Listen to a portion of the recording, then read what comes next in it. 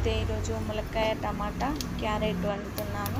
దానికోసమని ఒక ప్యాన్ పెట్టుకొని అందులో ఆయిల్ వేసుకొని అది హీట్ అయ్యాక పోపు దినుసులు వేసి అవి చిటపటలాడాక అందులో పచ్చిమిర్చి, ఉల్లిగడ్డ, క్యారెట్ వేసుకోవాలి.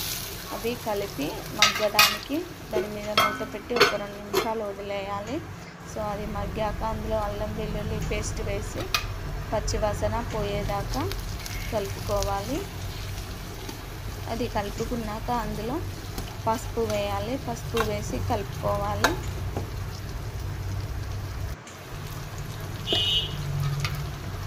ఆ పసుపు అది కలుపుకున్నాక అందులో టమాటా ముక్కలు వేసి దానిపైన కొంచెం ఉప్పు వేస్తే మగ్గుతుంది కాబట్టి ఉప్పు వేసుకోవాలి. ఉప్పు వేసి కలపాలి. ఒక 2 నిమిషాలు మూత పెట్టి వదిలేస్తే ఇలా వాటర్ వస్తుంది. సో అవి కూడా మగ్గాక అందులో ములక్కాయ ముక్కలు వేసి కలుపుకొని ఇంకో 2 నిమిషాలు వదిలేయాలి. అందులో కొంచెం కారం, ధనియాల పొడి వేసి కలుపుకొని ఇంకో 3-4 నిమిషాలు వదిలేస్తే చక్కటి ములక్కాయ టమాటా క్యారెట్ కర్రీ రెడీ. నాకు ములక్కాయ టమాటా ఇష్టం లేదు, అందుకే క్యారెట్ వేసి వెరైటీగా ఉండాలని చేశాను. చాలా టేస్టీగా ఉంది.